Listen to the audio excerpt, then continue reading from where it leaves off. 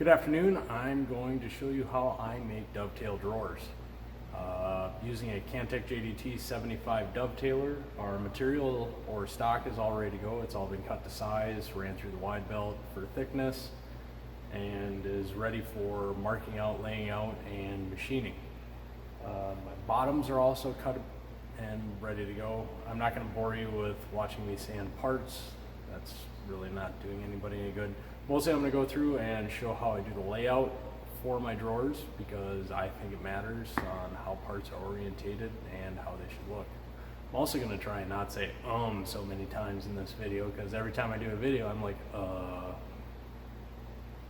yeah. Alright, so let's get going. I'm going to have to put some brakes in here and move the camera around a little bit. So once I have all my parts figured out, the next thing I do is I do the layout on them. So this piece here has an ugly part in it. This is going to end up being a rollout tray. We're going to cut this front edge down. I'm not going to show that in this video at all. It doesn't matter. But that's going away.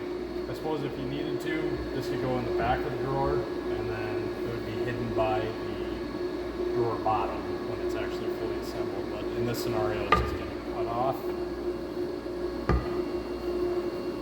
So I orientate all of my parts like they would be as the drawer. So if you think of it as this is how your drawer is going to be, I just do it as it would be if all the parts fell down.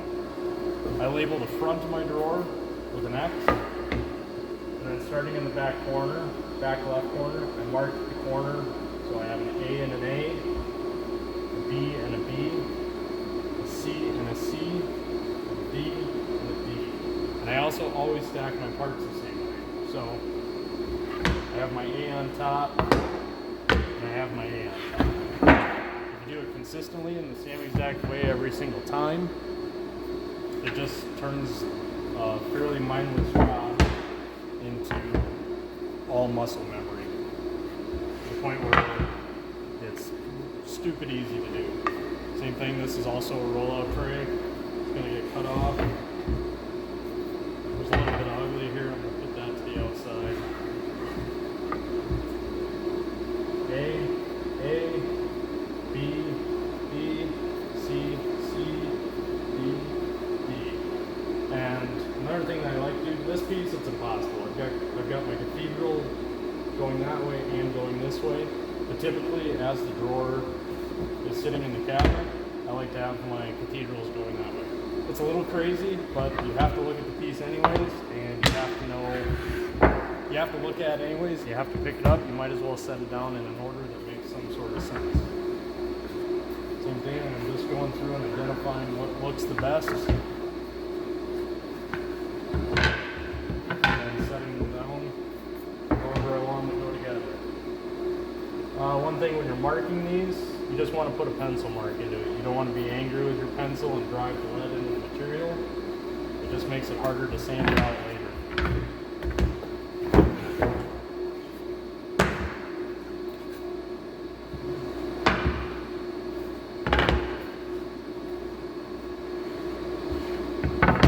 Also given the option of whether one piece out of my front and back, whether one looks better than the other. I will usually put my ugliest piece on the inside, but I want my good faces in, and then my ugly faces out. These are actually pretty decent. But then on the outsides of the drawers, I like to have my best looking face out, and my least good looking face in. So I'm actually going to take these two and swap them now that I look a little closer. Same thing, A, B, B, C, C, D, and D. And if you notice too, I'm holding my marks in a little bit. That's because like here we're going to end up having the dovetailer come through and make a cut. If we put it right in the corner, there's a chance that it could be deleted and you won't be able to see it. Same thing, stack them all up exactly the same way. That way when I take my bodies apart for the 100th time that day, it's all exactly the same. Hopefully you can see me, hopefully you can hear me. So I'm at the dovetailer and I'm ready to cut parts. I lay out my drawer just the same way I was over there. I grab a corner. Fronts and backs go here, the sides go here. So I actually take both of my 8 corners, drop them in.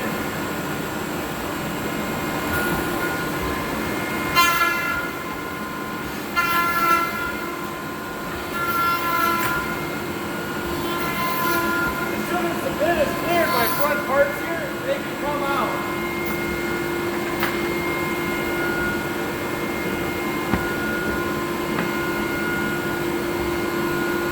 Plenty of time to kill with this machine, especially with the smaller drawer fronts like this.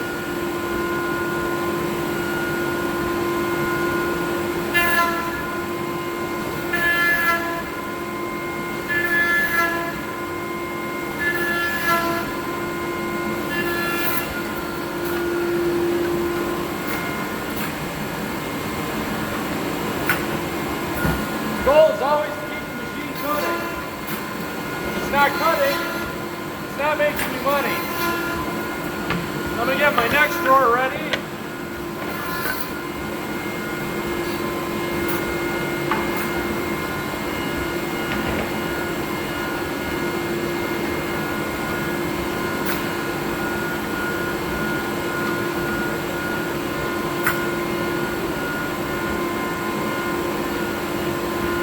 Now I have time to kill.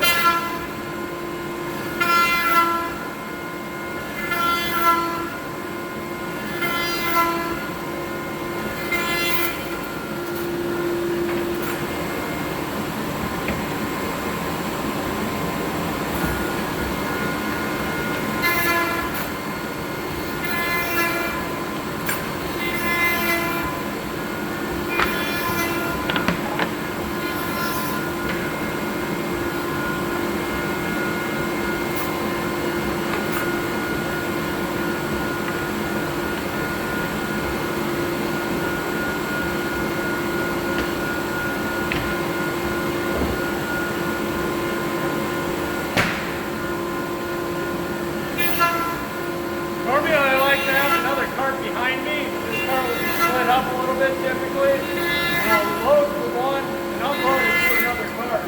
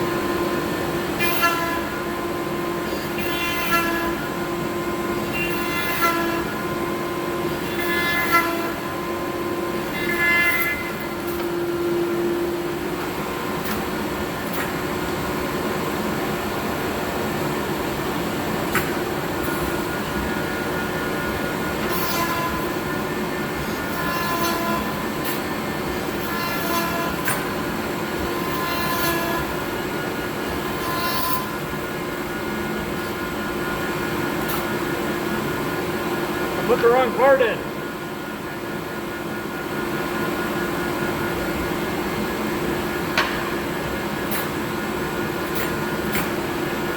Now we're good.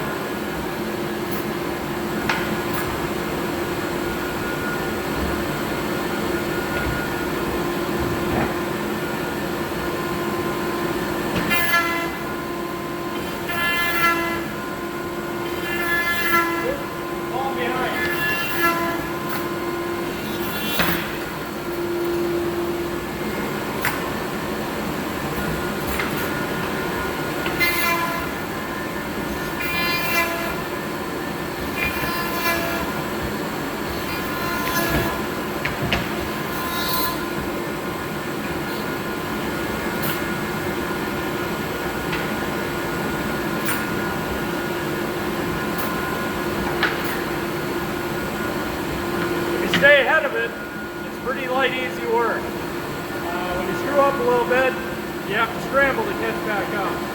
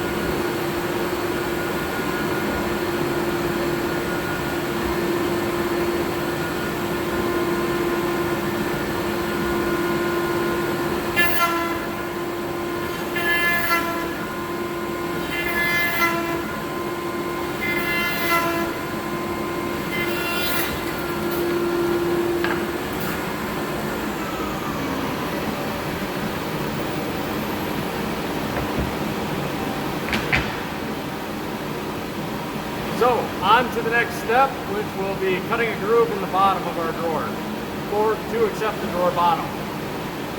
I won't waste the time moving the feeder to show you. There's a regular Delta table saw that I've had for a decade plus with a power feed on it.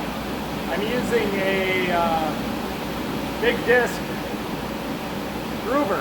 There you go, that's the word I'm looking for. Big disc groover, it's got the knickers on the sides and it's adjustable.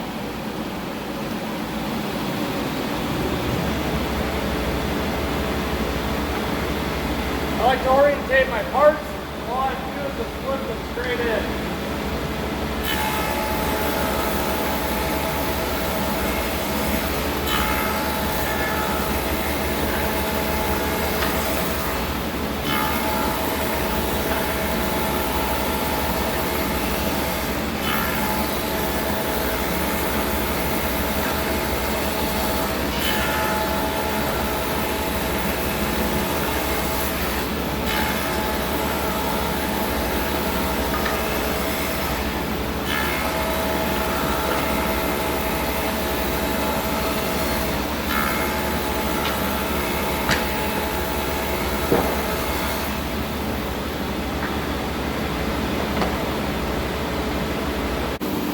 So the last step in our machining is going to be running them down to size.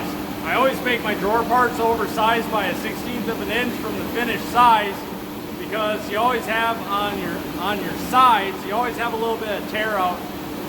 I end up just leaving it in the bottom because it's not that bad where it usually causes some problems. There will be times when there's a little bit of a chip out in the side where it is exposed, but we just end up going through and breaking that edge a little bit more heavily. I like to size everything on the shaper. I use an outboard fence for that to make sure everything is consistent in width.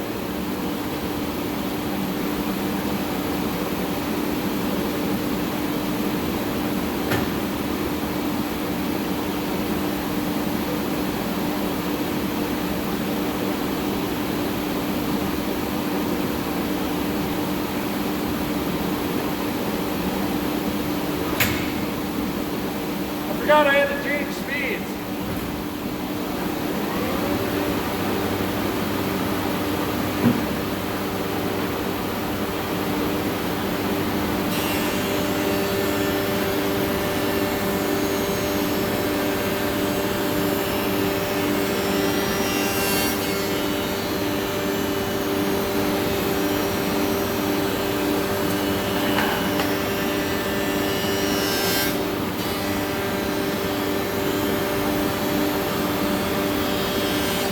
Our next step after this is the sanding. So I like to take my piece that has the A on it, and I'll just put an X on that corner. That'll be the first corner that I put together.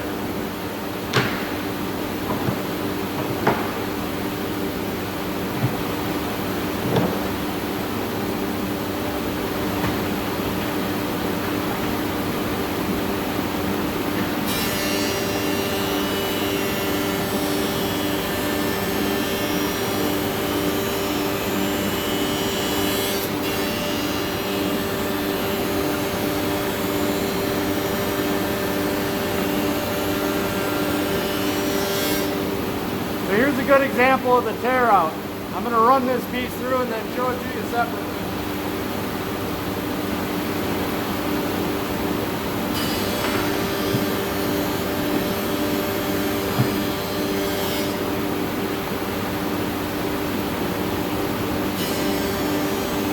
Now this one run through, nice and clean. I don't remember what edge I showed you the first time.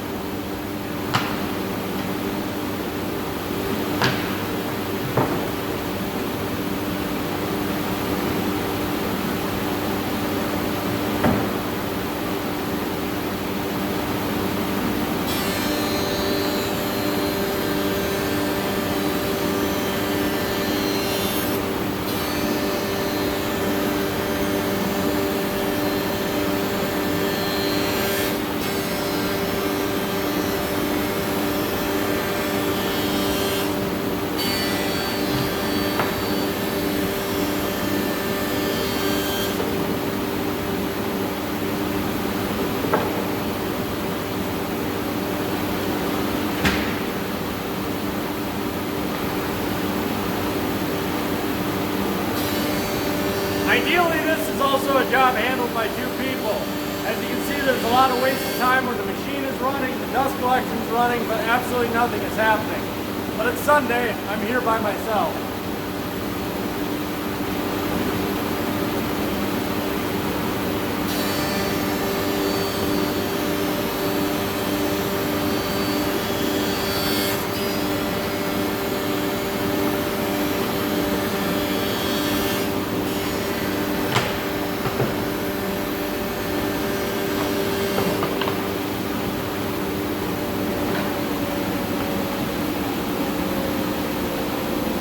It also probably doesn't make sense to do it with two people when there's just 4 drawers. It's not worth taking somebody else off of whatever task they're working on to play catch for 3 minutes. So our next step, now that we've got everything machined, is to sand all the parts. I'm not going to bother showing you that. We're going to end up going straight to assembly in the video. I have my parts for one drawer sitting right here. I am going to, currently I have my front and back. Actually, technically this is the back with my X on it. I want to orientate it this way so I have my front and back stacked on one another. And then with my sides, right here, I've got my X. I'm going to put that on top.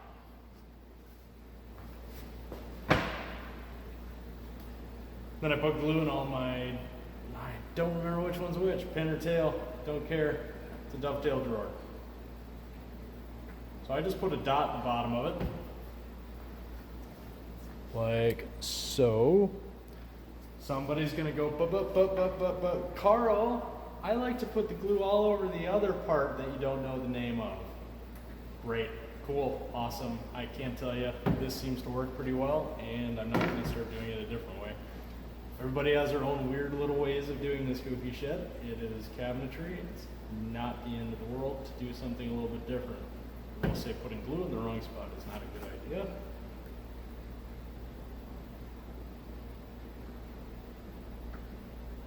Now the reason I put my X here first is now my X over here first, now my X is here.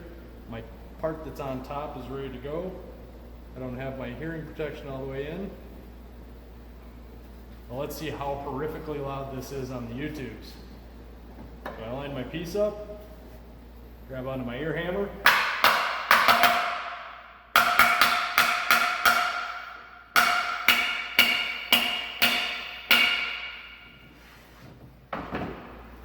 Flip it around, tap my other one in.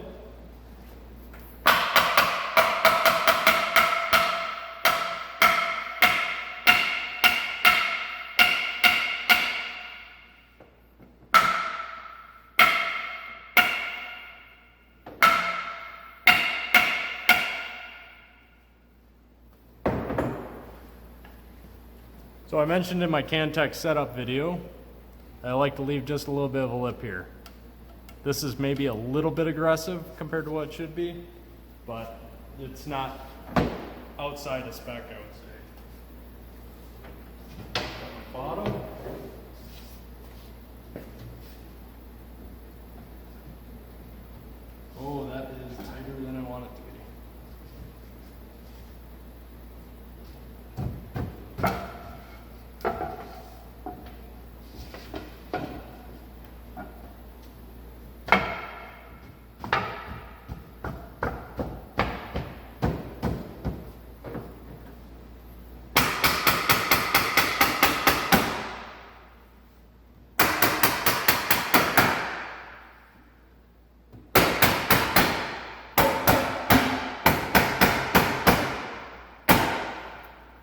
perch is shit as far as being consistent with thickness. And apparently I got a load that's super heavy, thick. I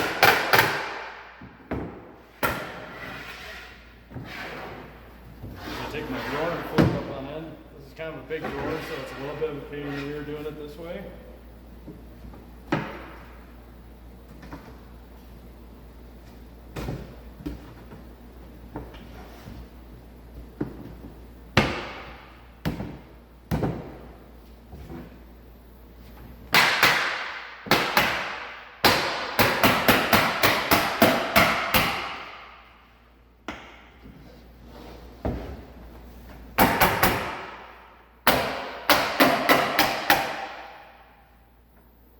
Looks like everybody's going together. So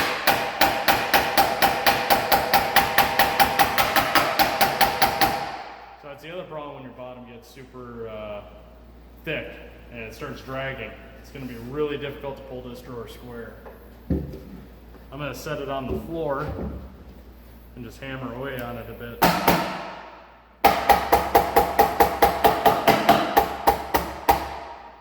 Wow. Be right back with something bigger.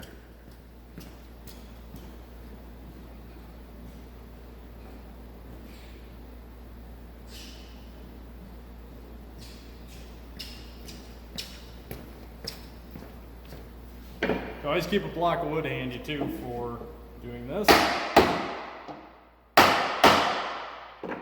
Normally they aren't that big.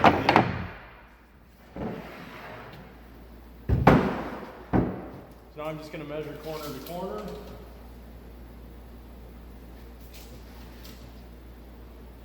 And it is way the hell off. It is 40 and an eighth and then 40 inches even, so it should be 40 and a 16th, give or take, a tiny bit. I doubt I'm going to get this to go the way I want to.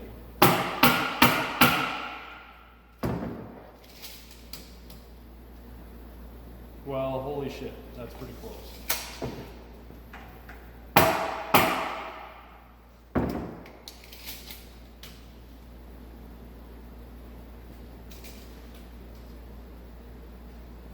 No, I must have done it wrong.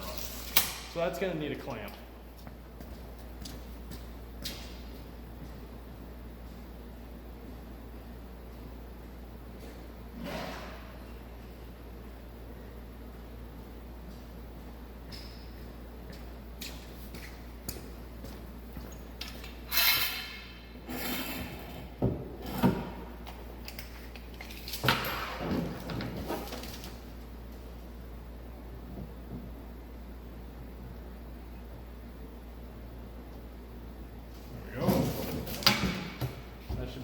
Spot on.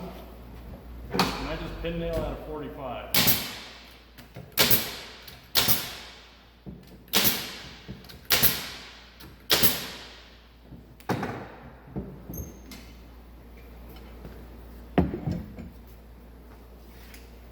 I'll check myself, make sure I haven't gotten too crazy here.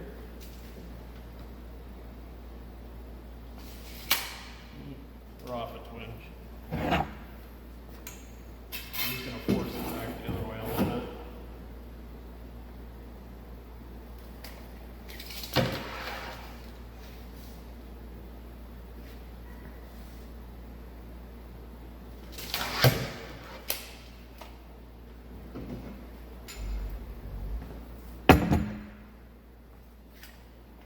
I'm going to measure front to back to make sure that these aren't being a little too crabby.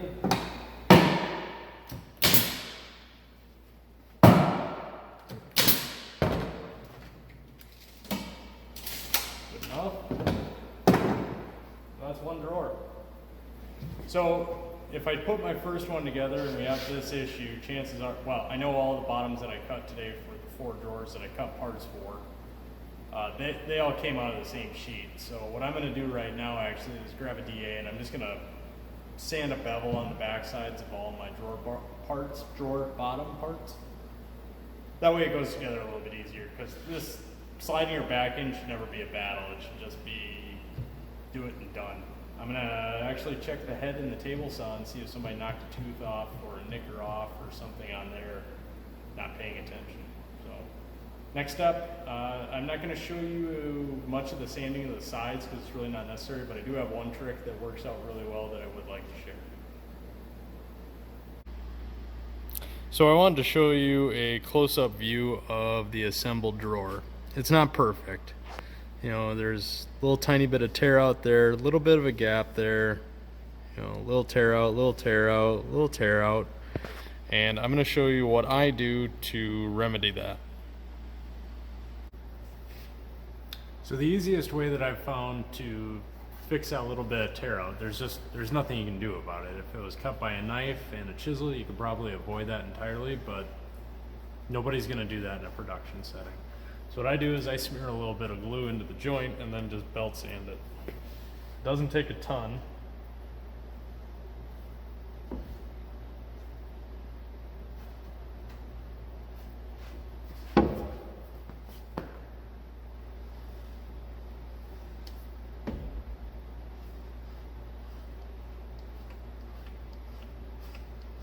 Then I just belt it out.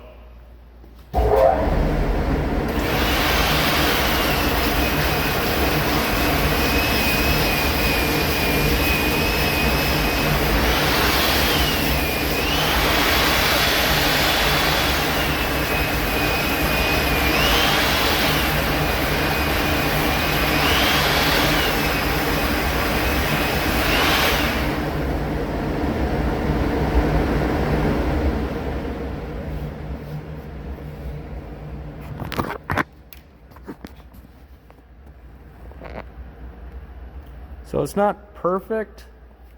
You can still see there's a little bit of a gap down here. Camera's having trouble focusing that close, I think.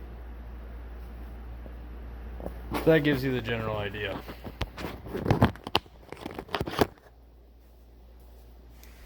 I'm not going to bore you at the top. I just sand that with a DA. I sand the bottom edge of it with a DA.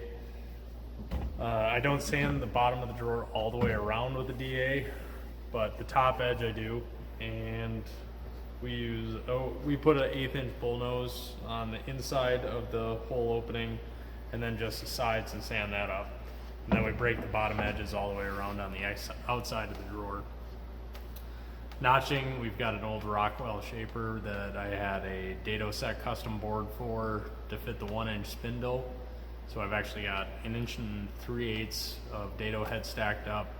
I did have to I ordered another pulley from, I believe, McMaster Car to slow it down because I don't remember what the RPM was, but it was spooky high for a dado head, way too fast.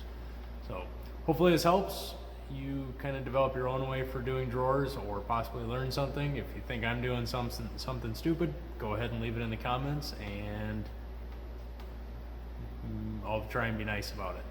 Have a good evening. Talk to you later.